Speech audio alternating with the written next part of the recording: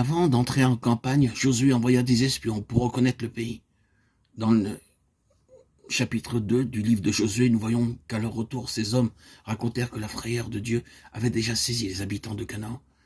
Il comprit que les promesses qui lui avaient été faites par le Seigneur étaient déjà en voie d'accomplissement.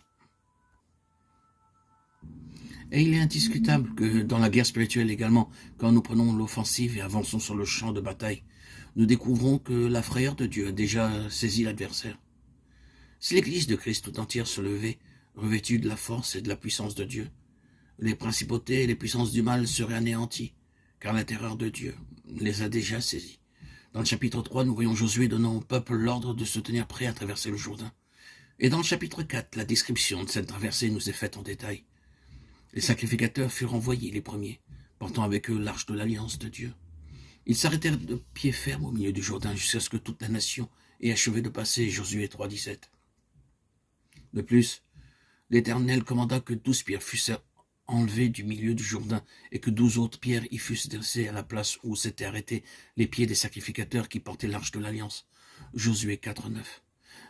Les pierres ainsi ensevelies dans les eaux du fleuve représentaient les 12 tribus d'Israël, et les 12 pierres enlevées du milieu du Jourdain et déposées en Canaan représentaient la nation comme née à une nouvelle vie engendrée hors des eaux de la destruction et de la mort. En effet, si l'Éternel n'avait pas miraculeusement retenu les flots, les Israélites y auraient été engloutis et anéantis. Cela aurait été le cas également s'ils avaient tenté de passer au travers du fleuve sans que l'arche les eût précédés. Au point de vue spirituel, le Jourdain typifie le calvaire. L'arche est une illustration de Jésus-Christ. De même que l'arche s'engagea la première dans le lit du fleuve et s'y arrêta jusqu'à ce que tout le peuple ait passé, de même Christ a porté en lui-même, dans sa mort au calvaire, toute son Église. Les eaux du jugement et de la destruction ont passé sur lui, tandis qu'il était cloué à la croix.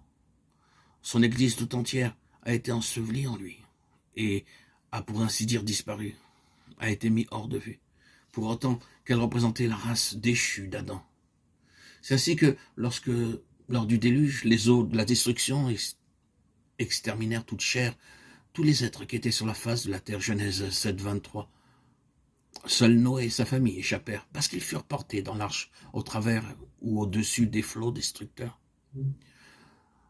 Ce passage du Jourdain est l'illustration la plus frappante qu'on puisse trouver de ce que signifiait être crucifié avec Christ et enseveli en sa mort.